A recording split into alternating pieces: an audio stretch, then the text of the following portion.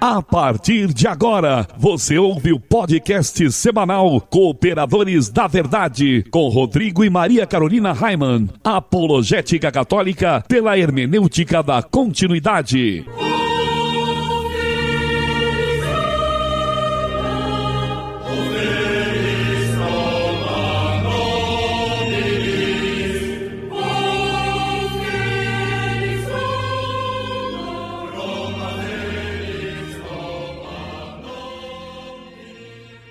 Olá, amigo ouvinte, paz e bem.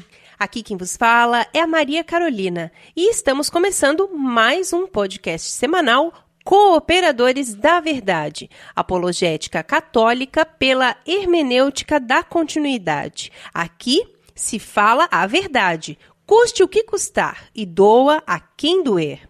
Lembrando que este programa ele é transmitido todas as quintas-feiras às 20 horas pela web rádio na radionavegantina.com.br.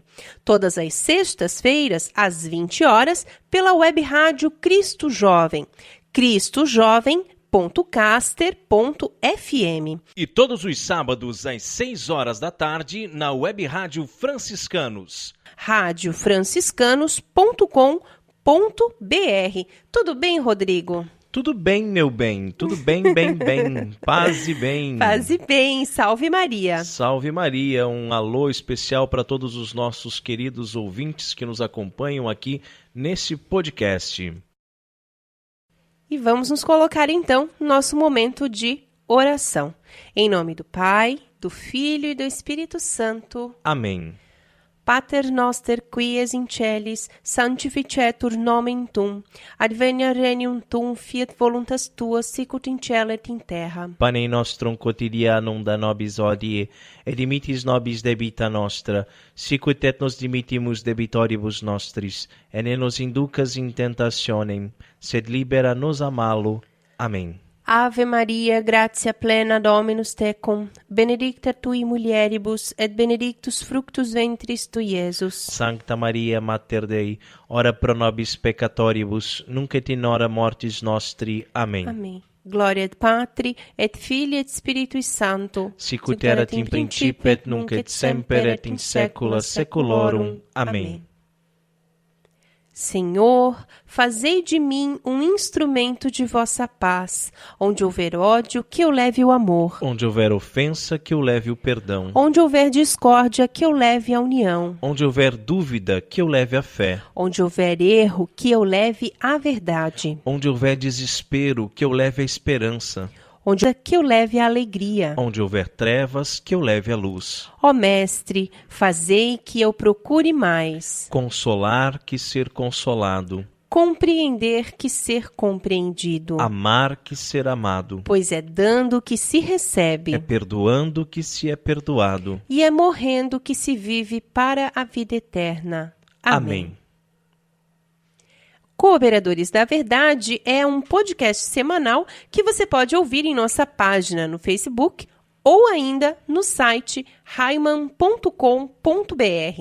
O programa ele é apresentado por mim e por meu marido, Rodrigo Heimann, e esporadicamente nós contamos com a participação de ilustres cooperadores da verdade. Esse programa é transmitido por 3 web rádios, como eu falei no início do programa. E se você que está nos ouvindo agora também tem uma web rádio e deseja transmitir o nosso programa, nem precisa pedir autorização. É só tocar o terror, viu? Pois o nosso objetivo é evangelizar e quanto mais pessoas forem alcançadas, melhor. Seria interessante apenas nos mandar uma mensagem lá na página do Facebook, pode ser, para que possamos divulgar o dia e o horário da transmissão. E no quadro A Vida dos Santos, nós resolvemos começar falando dos santos doutores. Doutor da Igreja, Carol, é aquele cristão ou aquela cristã que se distinguiu por notório saber teológico em qualquer época da história. O conceito de doutor da Igreja difere do de padre da Igreja, pois padre da Igreja é somente aquele que contribuiu para a reta formulação dos artigos da fé até o século VII no Ocidente e até o século VIII no Oriente. Os doutores da Igreja são homens e mulheres ilustres que, pela sua santidade, pela ortodoxia de sua fé e principalmente pelo eminente saber teológico atestado por escritos vários, foram honrados com tal título por desígnio da Igreja. No último programa, nós falamos de São Cirilo de Alexandria, bispo e patriarca de Alexandria, no Egito. A vida dos santos.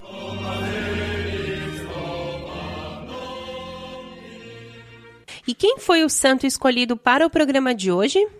São Pedro Crisólogo, pastor prudente e zeloso da Igreja. Conta para o povo então, Carol, um pouquinho sobre a vida de São Pedro Crisólogo. São Pedro Crisólogo usou o dom da pregação como instrumento do Espírito para a conversão de pagãos, hereges e cristãos indiferentes.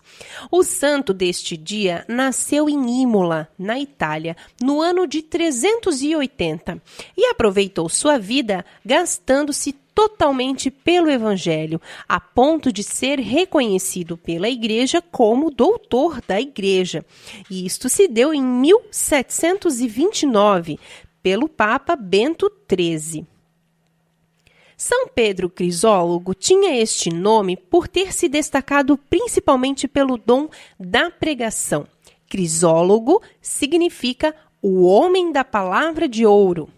E este codinome foi-lhe dado a partir do século IX. Diante da morte do bispo de Ravenna, o escolhido para substituí-lo foi Pedro, que, neste tempo, vivia num convento e ia oferecer-se como vítima no silêncio. Mas os planos do Senhor fizeram dele bispo.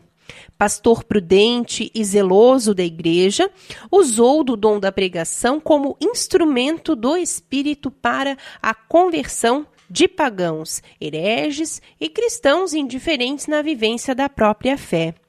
São Pedro Crisólogo, com o seu testemunho de santidade, conhecimento das ciências teológicas e o dom de comunicação, venceu a heresia do monofisismo, a qual afirmava Jesus ter apenas uma só natureza e não a misteriosa união da natureza divina e humana, como o próprio Deus nos revelou. Um homem que tinha o pecado no coração, porém, Pedro lutou com as armas da oração, jejum e mortificações para assim desfrutar e transmitir pela palavra o tesouro da graça, e isto até entrar na glória celeste em 450. São Pedro Crisólogo, rogai por nós.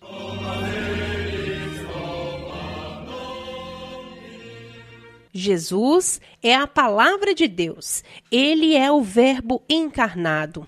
A Bíblia contém a palavra escrita de Deus, mas a palavra de fato é Jesus, o Verbo de Deus, que veio armar a sua tenda entre nós. E neste quadro nós iremos sempre meditar sobre uma passagem bíblica, que pode ser tanto do Antigo como do Novo Testamento.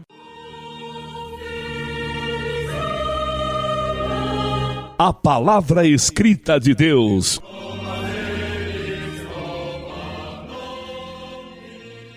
O Senhor esteja conosco. E Ele está no meio de nós. Proclamação do Evangelho de Jesus Cristo segundo Lucas. Glória a vós, Senhor. Naquele tempo, um mestre da lei se levantou e, querendo pôr Jesus em dificuldade, perguntou: Mestre, que devo fazer para receber em herança a vida eterna? Jesus lhe disse: O que está escrito na lei? Como lês? Ele então respondeu: Amarás o Senhor teu Deus de todo o teu coração, e com toda a tua alma, com toda a tua força e com toda a tua inteligência, e ao teu próximo como a ti mesmo. Jesus lhe disse: Tu respondeste corretamente. Faze isso e viverás. Ele, porém, querendo justificar-se, disse a Jesus: E quem é o meu próximo? Jesus respondeu: Certo homem descia de Jerusalém para Jericó e caiu na mão de assaltantes. Estes arrancaram-lhe tudo, espancaram-no e foram-se embora, deixando-o quase morto. Por acaso, um sacerdote estava descendo por aquele caminho. Quando viu o homem, seguiu adiante pelo outro lado. O mesmo aconteceu com um levita. Chegou ao lugar, viu o homem e seguiu adiante pelo outro lado. Mas um samaritano que estava viajando chegou perto dele, viu e sentiu compaixão. Aproximou-se dele e fez curativos, derramando óleo e vinho nas feridas. Depois colocou o homem em seu próprio animal e levou-o onde cuidou dele. No dia seguinte, pegou 2 moedas de prata e entregou-as ao dono da pensão, recomendando: toma conta dele. Quando eu voltar, vou pagar o que tiveres gasto a mais. E Jesus perguntou: na tua opinião, qual dos 3 foi o próximo do homem que caiu nas mãos dos assaltantes? Ele respondeu: aquele que usou de misericórdia para com ele. Então Jesus lhe disse: vai e faze a mesma coisa. Palavra da salvação. Glória a vós, Senhor. A leitura apresenta-nos a famosa parábola do bom samaritano, cujo texto serviu de inspiração para a logomarca do Jubileu da Misericórdia. Numa primeira leitura dessa parábola, vemos que Jesus deseja realçar a importância da proximidade que devemos manifestar pelos nossos irmãos, ainda que sejam os nossos inimigos. O judeu assaltado é acolhido por quem ele menos esperava, um samaritano desconhecido, alguém que, por tradição, deveria ignorá-lo, dada a inimizade que existia entre os seus povos. Mas este é somente o significado literal da parábola do bom samaritano. Mais que um ensinamento moral, Jesus fala-nos da história de nossa salvação. Na interpretação dos padres da Igreja, o judeu que caminha para Jericó é figura da humanidade que desce da cidade santa para o lugar da perdição. Nesse itinerário, ele é atacado por assaltantes, os demônios, que quase lhe roubam a vida. O sacerdote e o levita, ou seja, os profetas do Antigo Testamento, nada podem fazer de verdadeiramente eficaz para salvá-lo. Então, é do samaritano, imagem de Jesus, que vem o auxílio redentor. Depois de socorrê-lo, este samaritano o encaminha para uma hospedagem, a igreja, onde poderá receber o devido tratamento. A grande desgraça do povo do Antigo Testamento era a sua incapacidade de cumprir os mandamentos da lei divina com um coração amoroso. Esse povo vem a mim apenas com palavras e me honra só com os lábios, enquanto o seu coração está longe de mim e o temor que ele me testemunha é convencional e rotineiro. É assim que o profeta Ezequiel anuncia a vinda de um Salvador, que traria um novo espírito e um novo fervor. Tirar-vos-ei do peito o coração de pedra e dar-vos-ei um coração de carne. Com a parábola do bom samaritano, Jesus coloca-se como aquele que traz um novo coração, capaz de compadecer-se pelos sofrimentos alheios e aliviá-los. Ele, além disso, capacita os demais a amar o próximo, socorrendo-os em suas misérias, na grande hospedaria que é a Igreja, onde estão outros. E como nós precisamos dos sacramentos, não é mesmo? Na pessoa de Jesus, os homens podem cumprir os mandamentos de Deus e louvá-lo não somente com os lábios, como no Antigo Testamento, mas também com a alma. Essa misericórdia manifestada por Cristo impele-nos a agir também com a mesma caridade da qual fomos objetos. Jesus consola-nos com o seu óleo e nos inquieta com o seu vinho, motivando-nos a uma mudança radical de vida. Neste ano da misericórdia, deixemos o bom samaritano cuidar e curar os nossos corações do pecado, para que com esse mesmo amor também saibamos curar as chagas de nossos irmãos. E essa belíssima reflexão sobre esta passagem do Evangelho pode ser encontrada no site do Padre Paulo Ricardo de Azevedo Júnior, o grande opressor da internet.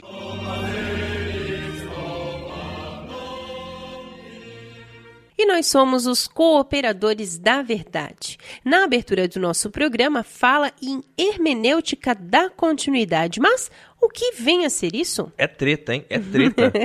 O Concílio Vaticano II é apenas o 21º concílio ecumênico da Igreja Católica. Sério? 21º? Não é o primeiro, não?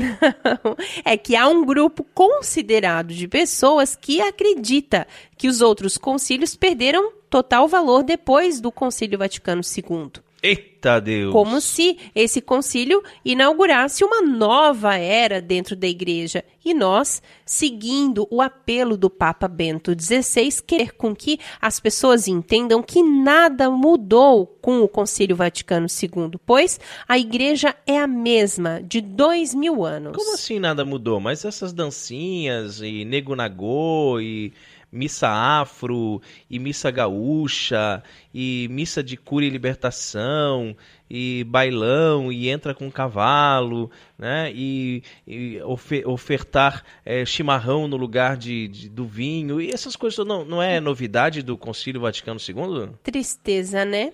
Isso é coisa de gente louca, né? Coisa de gente que tem que ser internada, né? Tem que chegar com camisa de força para levar esse povo. Isso não existe. E por procurarmos atender este apelo do Papa Bento XVI é que nos chamamos cooperadores da verdade, que inclusive é o lema da ordenação episcopal de Joseph Ratzinger. E no seu brasão, entre outros símbolos, tem uma concha. Quem já visitou a nossa página no Facebook também viu que a logo do programa tem a mesma concha. Não visitou a página ainda? Está na hora de visitar, né? facebook.com/Os Cooperadores da Verdade. Lá você encontra todos os programas que você não ouviu ainda, né? Se você está ouvindo pela primeira vez, tem programa pra caramba lá, hein? Para você ouvir, para você acompanhar aí desde que nós começamos a nossa trajetória lá na Rádio Conceição FM, né? Antes de nos tornarmos um podcast. E essa concha, Carol, ela também é conhecida como vieira. E ela tem 3 significados. O significado de cunho teológico, que recorda aquela passagem de Santo Agostinho, que encontra um jovem na praia com uma concha, que ele tinha a ideia de que ia colocar toda a água do mar cavado na areia, né? O segundo significado é o do peregrino, aquele simbolismo que Bento XVI quer manter vivo no segmento das pegadas de São João Paulo II, que foi um grande peregrino em todas as partes do mundo. E por último, a vieira também é símbolo que está presente no brasão do antigo mosteiro beneditino de Schotten, perto de Ratisbona, na Baviera, ao qual o Papa se sente espiritualmente muito ligado.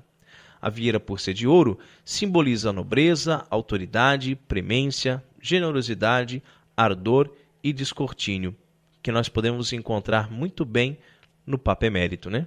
E Rodrigo, qual é o conselho de Padre Pio para nós no programa de hoje? Deus enriquece a alma que de tudo se desapega.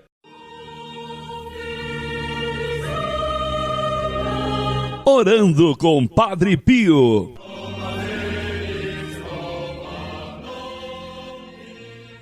Vivemos em uma época, Carol, em que é muito comum as pessoas se deixarem enganar pela teologia da prosperidade, onde foi colocado de lado o Deus dos milagres para enaltecer apenas os milagres de Deus. É muito fácil, né?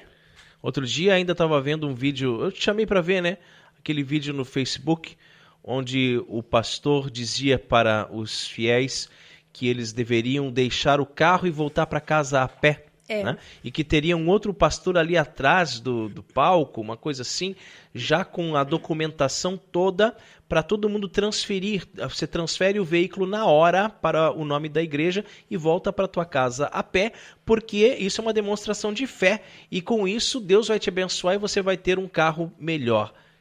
Que pouca vergonha, né? Isso aí, eu acho que já devia ter alguém da Polícia Federal, né, já para algemar um pastor desse, porque isso aí é estelionato, né? Isso aí tá roubando das pessoas assim na cara dura, né, gente? E é triste, né? Lamentável que essas coisas acontecem. Isso é muito semelhante às culturas pagãs, onde o fiel fazia uma oferenda à divindade, né? O cristão, ele tem oferecido o dízimo para receber algo em troca. Outro dia assisti um outro vídeo na internet, onde numa dessas igrejinhas, um fiel dava um testemunho. Ele dizia que ele devia uma grande quantia de dinheiro a um banco. Olha, presta atenção, ele devia muito dinheiro para o banco. Mas que comprou uma toalhinha abençoada na igreja. Já ouviu falar nisso? Toalhinha abençoada? Mas tem, né? Tem água, tem olha, de tudo, tem né? de Tem tudo, óleo. até chave do reino dos céus. Tem o sabonete do descarrego, né? Você toma o banho com aquele sabonete, todo o mal vai embora, né? Tem a vassoura, né? Vassoura ungida, você varre a sua casa para expulsar R$500, todos né? os demônios, né? Então, e nesse vídeo, então, ele dizia que comprou a toalhinha abençoada, porque ele devia uma grande quantia de dinheiro ao banco, né? E que à noite, quando não tinha ninguém na rua, ele foi até a porta do banco, esfregou a toalhinha na fechadura da porta. Olha lá. Isso é mentira. Não, verdade, né? Ele esfregou como se esfrega a lâmpada do gênio, né? E no dia seguinte ele teria retornado ao banco e verificou que não estava devendo mais nada. Diz que ele chegou lá e perguntou para o gerente, quanto é que eu estou devendo? Diz que o gerente bateu ali no computador e tal. Disse, não, o senhor não deve nada aqui, não deve nada. Não. Foi milagre, né? Quem pagou a sua conta? Jesus pagou a sua conta, né? E não dá, Rodrigo, não dá. Eu fico me perguntando, quem será que é tão idiota, tão burro, a ponto de acreditar numa tolice dessas? Quem é que pode ser tão cego para não perceber que tudo isso é armação para que mais e mais pessoas comprem a tal da toalhinha? E assim eles montam um circo usado para convencer o povo, né, que faz as ofertas astronômicas. Num conhecido canal de TV, sempre tarde da noite, nós vemos estes testemunhos, né? Tudo mentira, né? Tudo comprado, tudo ator, né? E são sempre de pessoas que dizem ter perdido tudo, né? Casa, carro, emprego, etc. E depois de terem feito uma grande oferta, né? Depois de terem feito um grande propósito, depois de terem participado de uma fogueira santa, eles teriam prosperado. E agora eles têm 3 carros, 2 casas, viraram empresário, estão nadando em dinheiro. Que fácil, né? Que fácil. Não. Faça-me o favor, né? Faça-me o favor. Os únicos que nadam em dinheiro realmente são os pastores dessas pseudo-igrejas. Eita Deus! Jesus disse no capítulo 10 do Evangelho escrito por Marcos, versículo 21, vai, vende tudo o que tens e dá aos pobres, e terás um tesouro no céu. Depois... No céu, não é aqui na terra, não. No céu, hein? E lembrando que não dá para comprar um terreno no céu, né? Uhum. Que essas igrejas também já negociam esse tipo. Escritura, uma vez até cartório e tudo. Uma vez até a gente namorava ainda, Rodrigo, e eu tava assistindo, mudei assim de canal rapidamente, e tinha era já noite também, e tinha um canal desse passando na TV, e custava R$2.000 o item que eles vendiam. Eu não lembro o que era, e eu lembro que eu tirei uma foto e até mandei pra você, mas era R$2.000. Não era aquele tijolinho? Era o tijolo. Era um tijolinho do tamanho de um chaveiro, era simbólico, Que você comprava aquele tijolinho para dizer que você estava ajudando na construção do templo. R$2.000 era o valor. Era ungido o tijolo. O barro que foi usado para fazer aquele tijolo, acho que era lá da Terra Santa. Ai, é por aí, Senhor. né, o negócio. Né? Muito bem. Só que para seguir Jesus, é preciso se desapegar do mundo. Esse é o problema dessas pessoas, tá? Elas vão nessas igrejinhas porque elas estão muito apegadas ao mundo. Elas querem um carro novo, elas querem uma casa nova, elas querem um emprego melhor, elas querem... Claro que todo mundo sonha com uma vida com um mínimo de conforto, né? Mas você, quando é muito apegado às realidades terrenas, você não se dá conta que existe uma outra realidade depois, que é a vida eterna, você acaba caindo nesses contos da carochinha, né? Cresce o olho, a possibilidade de repente, eu fazer uma oferenda aqui e um Deus vai me... Que Deus que é esse? Eu acho que é o demônio, só pode ser, né? Esse Deus que vai me abençoar e que eu vou ganhar as coisas fácil desse jeito. Jesus não prometeu nada disso, gente. Jesus não prometeu paraíso a ninguém nessa terra, nem riquezas. Pelo contrário, ele disse para vendermos tudo, doarmos todo o dinheiro aos pobres, como faziam os primeiros franciscanos, ou seja, para nos desapegarmos do que é material, de tudo que pode nos afastar do amor de Deus, de todos os ídolos, de tudo aquilo que poderia tomar o lugar de Deus em nossas vidas, para depois segui-lo. E a recompensa a teremos no céu.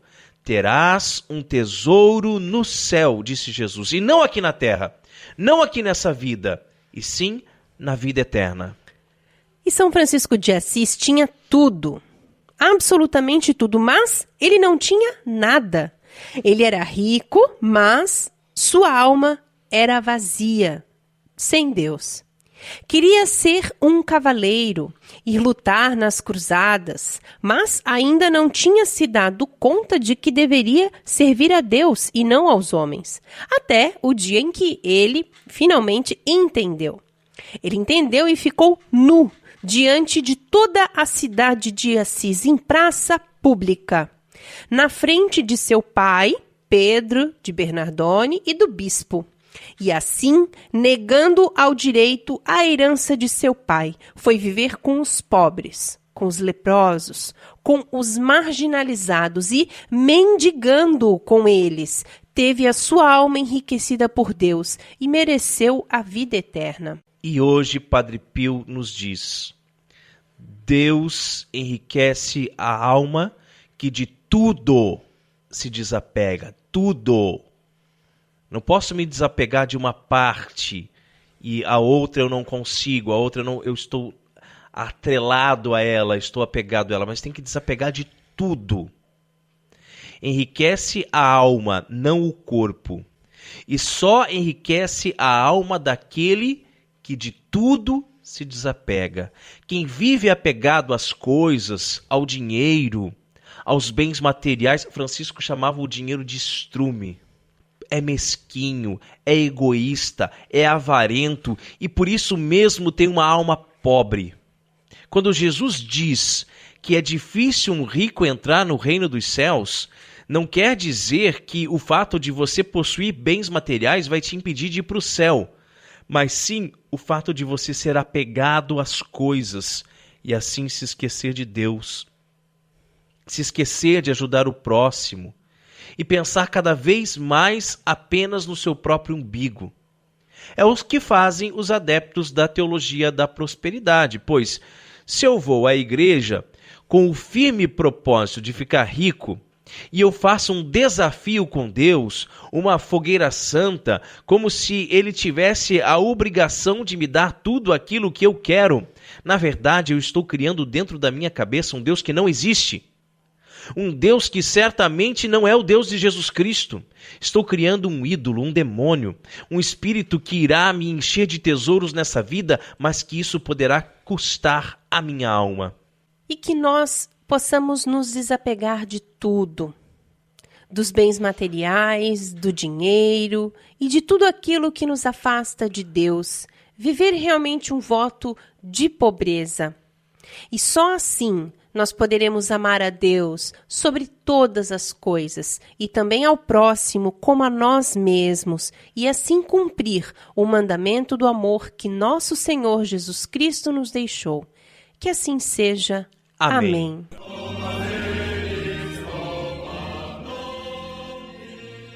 Este programa tem o apoio da revenda Italínia de Itajaí. A Italínia é a maior rede de móveis planejados do Brasil. Procure nossa loja e faça o seu projeto com orçamento sem custo e sem compromisso. É isso mesmo, faça um projeto dos seus móveis sem custo. A Italínia está localizada na Rua Brusque, número 987, aqui em Itajaí. Agende um horário e venha tomar um delicioso cappuccino conosco e confira a diferença do excelente atendimento que só a Italínia tem para você. Só a Italínia oferece suporte total e garantia de 5 anos. É isso mesmo, garantia de 5 anos. Realize o seu sonho de ter móveis planejados e que se adaptem perfeitamente à sua casa ou apartamento. Então, você já sabe, móveis planejados é com a maior rede do Brasil. Italínia, aqui de Itajaí. Rua Brusque, 987. Telefone 3348-9047. Eu repito, 3348-9047. E se você também gostaria de anunciar a sua empresa no programa Cooperadores da Verdade, entre em contato conosco através da nossa página no Facebook e ajude-nos a evangelizar. Você também pode mandar um e-mail para raiman@hotmail.com. E agora nós chegamos a um quadro que muito aqui nos Cooperadores da Verdade, que é quando nós meditamos sobre São Francisco de Assis. Eu também gosto bastante, hein? Nosso e não querido. é porque sou franciscano não, viu? É porque eu acho que realmente a vida desse santo é um exemplo para muitos de nós, né? Quantos belíssimos exemplos, né, da vida desse santo nós podemos transpor para o nosso dia de hoje, não é mesmo? É verdade. Fontes franciscanas.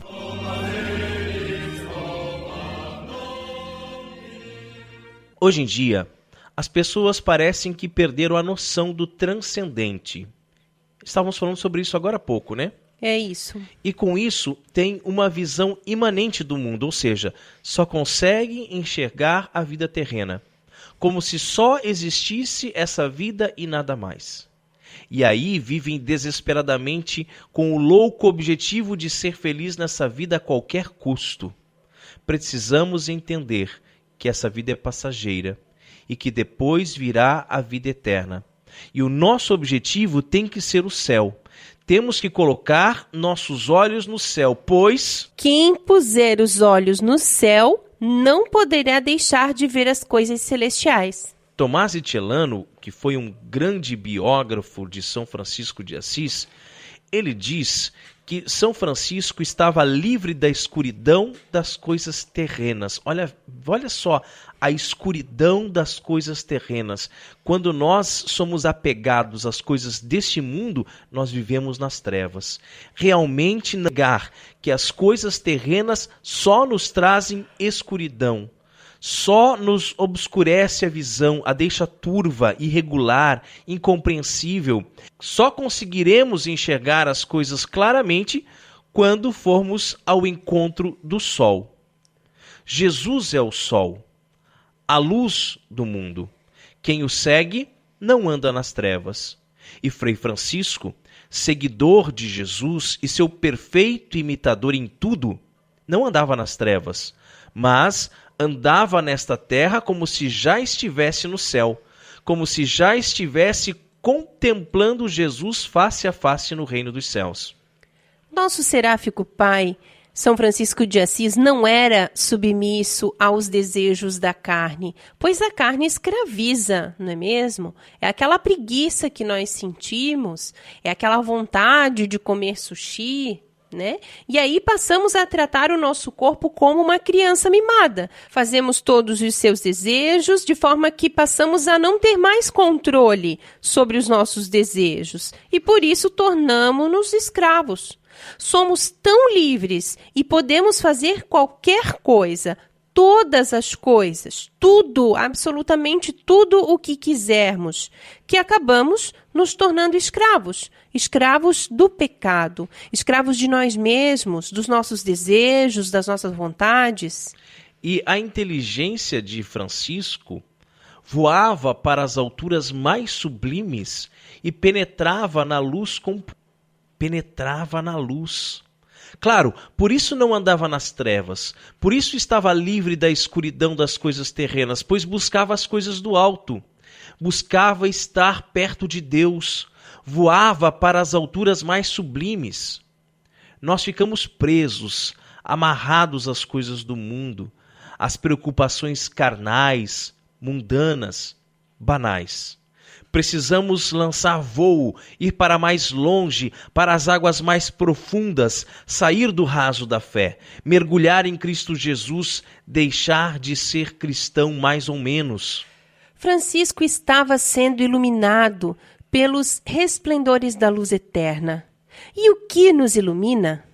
Mulheres, carrões, dinheiro, balada, bebida. Tudo isso é passageiro, não é mesmo? Nada disso é eterno.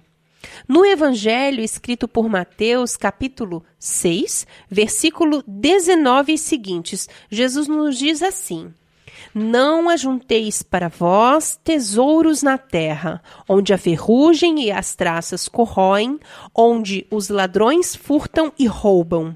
Ajuntai para vós tesouros no céu, onde não os consomem nem as traças, nem a ferrugem, e os ladrões não furtam nem roubam, porque onde está o teu tesouro, lá também está o teu coração. E onde é que está o nosso coração, hein, Maria Carolina? O nosso coração está em Deus, né? Demos graças ao Senhor nosso Deus, é nosso dever e nossa salvação. Então, nosso coração tem que estar em Deus. Se o nosso coração está em Deus, o nosso tesouro está no céu. Se o nosso coração está no mundo, o nosso tesouro são as coisas do mundo. E aí nós queremos buscar sempre mais coisas do mundo, sempre mais, sempre mais. Nós nos alegramos às vezes por tão pouco, né? Um parafuso que a gente coloca na parede. Colocamos um parafuso na parede do apartamento. Para amarrar a cortina, é bem isso. Que lindo que ficou. Graças a Deus conseguimos colocar mais um parafuso na parede, né? Então, essa alegria não é uma alegria banal, não é uma alegria por uma coisa material, uma conquista material, mas porque nós estamos vivendo na presença de Deus e Deus tem nos agraciado com tantas e tantas coisas, desde um parafuso até, né, uma outra conquista, né? Então não é uma teologia da prosperidade, não é um toma lá da cá, não é uma fogueira santa, não é um desafio que você faz com Deus. É que tudo é graça de Deus na nossa vida, tudo é graça, né? Graça é de graça, a gente não merece, nós não merecemos as coisas que Deus nos dá, mas Ele nos dá e nós agradecemos porque Ele nos dá. Né? Então, porque o nosso coração está em Deus. Francisco também não se preocupava com as coisas da terra, pois ele sabia que elas passariam. Ele renunciou tudo para viver na pobreza, pois sabia que assim teria um tesouro no céu. E o tesouro do céu, os ladrões não roubam, e a traça não pode corroer. O tesouro do céu é eterno. Onde está o teu coração, meu irmão, minha irmã? Está em Deus? Está nas coisas de Deus? Ou está no mundo, nas coisas do mundo? No que vamos comer amanhã, no que vamos vestir? Quem conhece verdadeiramente Jesus, entrega a Ele seu coração e não quer saber de mais nada. Só Deus basta, como diz Santa Teresa. E se eu pedisse para você escolher entre um carrinho de mão repleto de ouro e pedras preciosas e outro cheio de estrume? Eita Deus, hein? Por acaso você ficaria em dúvida entre qual dos dois escolher? É claro que não, né? É claro que não, né? Quem haveria de preferir a merda ao invés do ouro? E pode falar merda aqui no programa? Não sei, eu falo merda. Você tá falando Desculpa. muita merda, hein, Carol? Desculpa. E não há lógica nisso, não é mesmo? Mas nós ficamos em dúvida. Nós ficamos pensando, será que eu escolho Jesus ou escolho o mundo? Né? Que dúvida idiota, né? É. E muitas vezes nós preferimos o mundo, né? Muitas vezes nós preferimos o carrinho cheio de esterco. E aí nos afundamos nesse esterco, né? Escarafunchamos no esterco como porcos mesmo. Porque, de fato, nós não conhecemos Jesus. O nosso coração não está nele. Ai, ai. Como somos diferentes de São Francisco. Envolvidos nas trevas, sem nem o necessário conhecermos. E tudo por nossa própria culpa, minha máxima culpa. Tudo porque não voltamos o nosso olhar para o Cristo. Tudo porque ficamos rastejando nas coisas terrenas e não elevamos o nosso olhar para o céu. Oxalá nós pudéssemos nos libertar da escravidão das coisas da carne, para assim sairmos das trevas e nos voltarmos para a luz que é Jesus. Pois, como diz Tomás de Celano, quem se revira na lama tem que ver lama. Quem puser os olhos no céu não poderá deixar de ver as coisas celestiais. Que assim seja. Amém.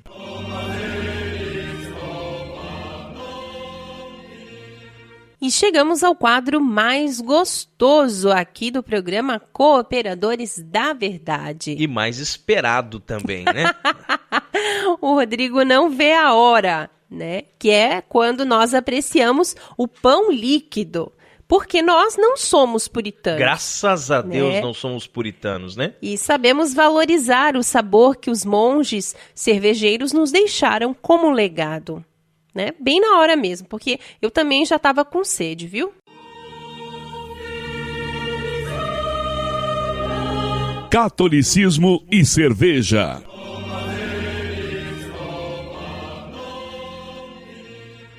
Oremos. Abençoai, Senhor, esta criatura cerveja, que da riqueza do grão vos dignastes produzir, para que seja remédio salutar ao gênero humano. Concedei ainda pela invocação do vosso santo nome, que quem quer que dela beba, receba de vós a saúde do corpo e a tutela da alma. Por Cristo nosso Senhor. Amém. E a cerveja de hoje é uma Baden-Baden Cristal. A Baden-Baden Cristal é uma clássica e saborosa cerveja Pilsen, produzida 100% com maltes de cevada. Ela é leve, dourada e com aroma de cereais. Nascida em 1842 na República Tcheca, a Pilsen é hoje o estilo de cerveja em volume mais produzido, consumido no mundo todo. A cerveja de hoje é uma cerveja tipo Pilsen, com teor alcoólico de 5%, é encontrado em garrafas de 600 ml e a temperatura sugerida para degustação é de 2 a 4 graus. Ela é ideal para acompanhar pratos leves, como saladas, camarão, carnes brancas e comida japonesa, além de queijos brie e camembert. Mas nós viemos aqui para beber ou para conversar? Ein Prosit. Ein Prosit. Der Gemütlichkeit. É a verdadeira loira. É. Né? Que se fala, a loira. Porque essas que a gente vê por aí são loiraguadas cheias de milho, né? E se você produz cervejas artesanais e gostaria de ter a sua cerveja degustada aqui no programa Cooperadores da Verdade, entre em contato conosco pela nossa página no Facebook.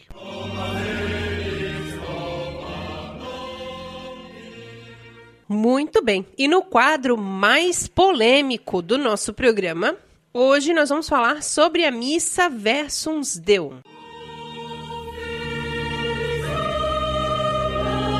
A hora da treta.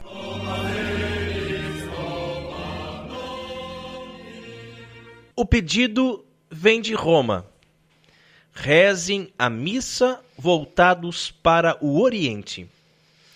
Não é uma lei, não é uma imposição, é um convite informal do chefe da liturgia do Vaticano, que os padres rezem a missa como ela sempre foi rezada, ou seja, voltados para o Oriente ou para a cabeceira da igreja, onde fica, também conhecida como Versus Deum, quando o sacrário fica no centro do altar. Não se trata da missa tridentina, mas sim da nova missa mesmo. Isso é bom reforçar bem, hein, Carol? Exato. Porque as pessoas estão confundindo, achando que é missa tridentina, mas não é. É a missa nova, Paulo VI, né? Só que Versus Deum.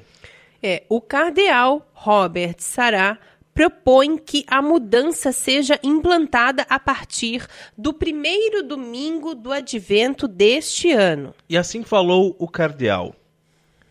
Assim, queridos sacerdotes, peço-lhes para que implementem esta prática sempre que possível, com prudência e com a catequese necessária, certamente, mas também com a confiança pastoral de que isso é algo bom para a igreja, algo bom para o seu povo. Olha que maravilha, algo bom para a igreja. É um conselho que ele está dando, né? Se as pessoas vão seguir esse conselho ou não, se as nossas dioceses vão acatar, se a CNBB vai acatar ou não, se vai ter um padre ou outro que vai resolver a partir desse advento seguir esse conselho, eu não sei. Mas eu ficaria muito feliz. Mas isso não contraria o Concílio Vaticano II?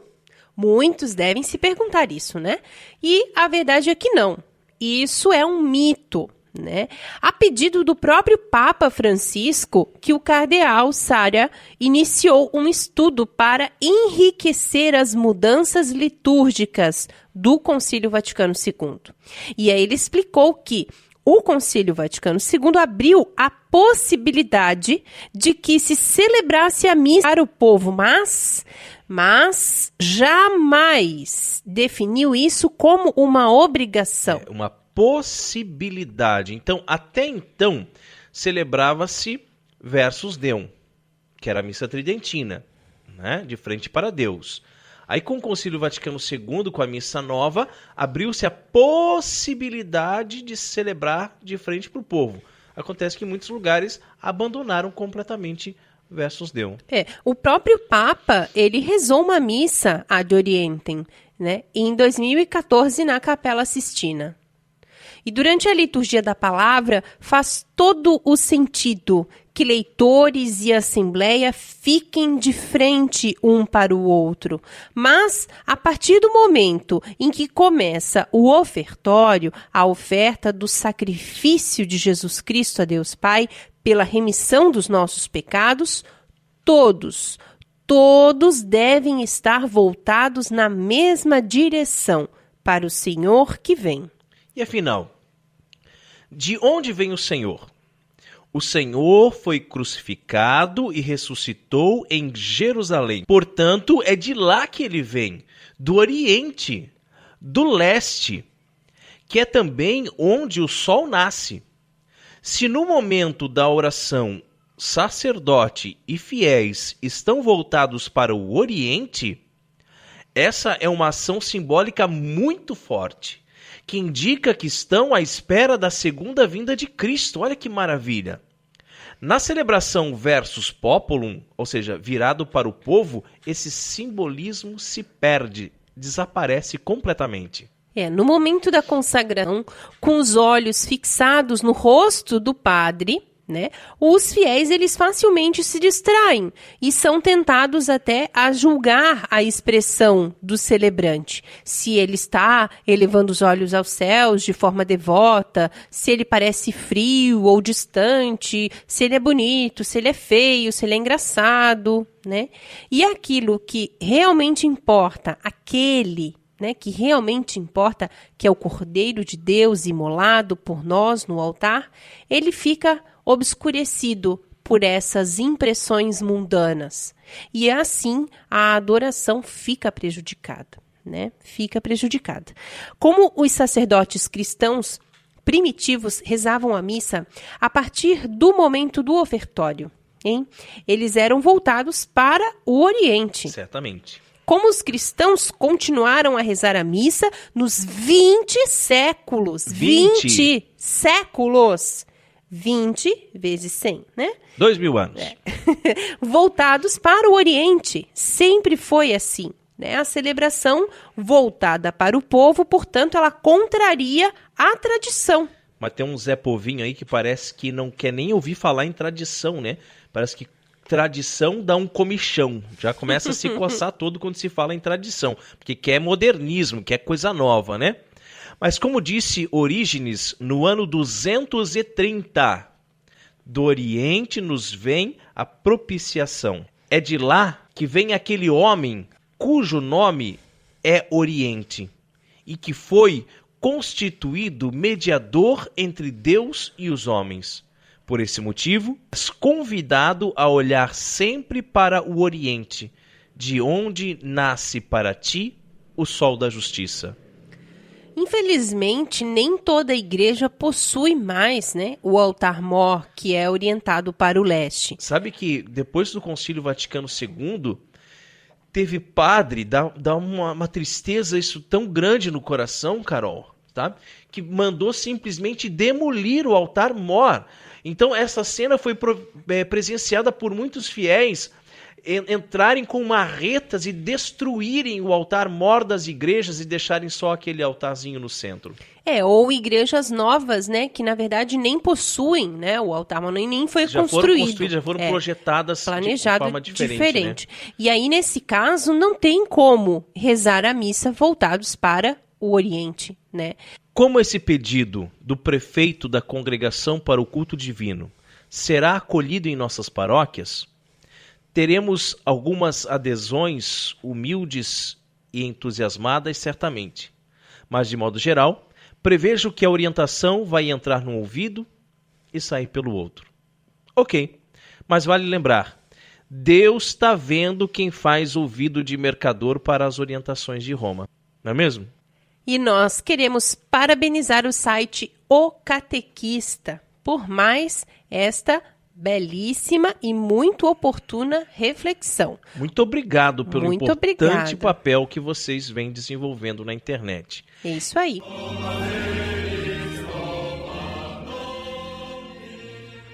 E agora a Carol tem um convite especial para você que mora aqui em Itajaí, região.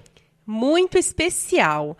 Eu quero convidar a todos para participarem das Santas Missas no Carmelo de Itajaí. Um pedacinho do céu, que fica na rua Benjamin Constant, número 425, no bairro Cabeçudas. É o Carmelo Santa Teresa e da Divina Misericórdia. As missas acontecem de segunda a sexta-feira, às 5 da tarde. Aos sábados, às 5:30 da tarde. E aos domingos, às 8:30 da manhã. E sempre no terceiro domingo do mês, logo após a Santa Missa, acontece a reunião da Confraria do Carmo. Convidamos aos adultos, homens e mulheres, para participar da Confraria de Nossa Senhora do Carmo, ligada ao Carmelo Santa Teresa, que tem como finalidade salvação e santificação das pessoas pertencentes a esta, como também a evangelização dos lares cristãos, promovendo a vivência dos ensinamentos de Jesus Cristo de acordo com a fé católica. Muito bem, e se você quer nos conhecer, né, Rodrigo, pode ir na missa das 8:30 da manhã no Carmelo. Todos Exato. Os domingos a gente está lá. Estamos lá batendo o cartão. Mas nós também queremos convidar a todos, né, os jovens agora, jovens e adolescentes a partir de 16 anos, para participarem do grupo de jovens com espiritualidade teresiana. Olha que bênção, Que hein? maravilha, né? E sempre no primeiro domingo de cada mês, logo após a Santa Missa, das 8:30, no Carmelo Santa Teresa em Cabeçudas. E é bom lembrar que tanto a Confraria do Carmo como o grupo de jovens são assistidos pelo Teles. E rezemos a Virgem que nos proteja, nos guie e cuide do nosso apostolado. Ó Maria Virgem Imaculada, saudamos-te e invocamos-te com as palavras do anjo, cheia de graça, o nome mais bonito com o qual o próprio Deus te chamou desde a eternidade. Cheia de graça és tu, Maria, repleta do amor divino, desde o primeiro momento da tua existência, providencialmente predestinada para ser a mãe do Redentor e intimamente associada a ele no mistério da salvação. Na tua imaculada conceição, resplandece a vocação dos discípulos de Cristo, chamados a tornar-se com a sua graça santos e imaculados no amor. Em ti, a dignidade de cada ser humano, que é sempre precioso aos olhos do Criador. Quem para ti dirige o olhar, ó Mãe toda santa, não perde a serenidade, por muito difíceis que sejam as provas da vida. Mesmo se é triste a experiência do pecado que deturpa a dignidade dos filhos de Deus, quem a ti recorre redescobre a beleza da verdade e do amor e reencontra o caminho que conduz à casa do Pai. Cheia de graça és tu, Maria, que aceitando com o teu sim os projetos do Criador, nos abristes o caminho da salvação. Na tua escola ensina-nos a pronunciar também nós o nosso sim à vontade do Senhor. Um sim que se une ao teu sim, sem reservas e sem sombras, do qual o Pai Celeste quis precisar para gerar o homem novo, Cristo, único Salvador do mundo e da história. Dá-nos a coragem de dizer não aos enganos do poder, do dinheiro, do prazer, aos lucros desonestos, à corrupção e à hipocrisia, ao egoísmo e à violência. Não ao maligno, príncipe enganador deste mundo. Sim a Cristo, que destrói o poder do mal com a onipotência do amor. Nós sabemos que só corações convertidos ao amor, que é Deus, podem construir um futuro para todos. Cheia de graça és tu, Maria, o teu nome é para todas as gerações penhor de esperança certa. A esta fonte, à nascente do teu coração imaculado, voltamos mais uma vez, peregrinos, confiantes para unir fé e conforto, alegria e amor, segurança e paz. Virgem cheia de graça, mostra-te terna e solícita aos habitantes desta tua cidade, para que o autêntico espírito evangélico anime e oriente os seus comportamentos. Mostra-te mãe providente e misericordiosa do mundo inteiro, para que, no respeito da dignidade humana e no repúdio de qualquer forma de violência e de exploração, sejam lançadas as bases firmes para a civilização do amor. Mostra-te, Mãe, especialmente de quantos têm mais necessidade, os indefesos, os marginalizados e os excluídos, as vítimas de uma sociedade que com muita frequência sacrifica o homem a outras finalidades e interesses. Mostra-te, Mãe de todos, ó Maria, e dá-nos Cristo, a esperança do mundo. Amém. Salve, Regina, Mater Misericordiae, vita dulcedo espes nostra salve. A te clamamos, exulis filii Eve, a te suspiramus, gementes et flentes in ac lacrimarum vale. Eia ergo advocata nostra, illos tuos misericordis oculos ad nos converti, et iesum benedictus fructus ventris tui, nobis spos hoc exilium ostendem. O clemens, o pia, o dulce Virgo Maria, ora pro nobis Santa Dei Genitrix, dignificiamus promissionibus Christi. Amém. E chegamos ao fim de mais um programa Cooperadores da Verdade. Venha você também ser um cooperador assim como nós. Colabore com esse apostolado fazendo a sua doação para que possamos adquirir equipamentos melhores para manter este programa no ar. Porque sabia que a maioria dos nossos equipamentos é emprestado? É verdade. E vai chegar uma hora que nós vamos ter que devolver. E aí, como é que nós vamos fazer? Temos que comprar os equipamentos, né, gente? Ajuda a gente aí, hein? Entra em contato conosco pela página no Facebook. Muito bem, nós contamos com generosidade e também com a sua oração. Muito obrigada a você que nos acompanhou neste podcast. Ajude a divulgar, compartilhando nas redes sociais. Muito obrigada, Rodrigo, meu marido. Que Deus abençoe a todos nós. Paz e bem. Obrigado, Carol. Deus abençoe a todos. Salve Maria Imaculada. Salve Maria.